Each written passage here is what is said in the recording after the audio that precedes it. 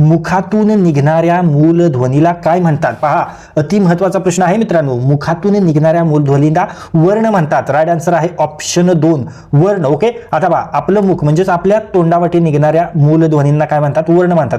आणि हे ध्वनी काय होतात? तर हे ध्वनी हवेत विरून जातात. ओके, आणि हवेत विरून नाहीसे होतात आणि म्हणून ते काय करावं लागतात आणि म्हणून ते आपल्याला लिहून लिहून ठेवावे लागतात. बरोबर. आणि आपण ते कशाने लिहितो मित्रांनो? ते आपण रंगाने लिहितो. रंगाने म्हणजेच आपण ते वर्णाने लिहितो. बरोबर. आणि वर्णाने लिहून ठेवतो म्हणूनच त्याला काय म्हणतात? त्याला वर्ण म्हणतात. आलं लक्षात तुमच्या? तोंडपाठ राहील. तर आता पहा, हे तर झालं वर्ण. आता शब्द. शब्द म्हणजे काय? तर शब्द म्हणजे अर्थ असलेला जो वर्णांचा किंवा अक्षरांचा समूह आहे.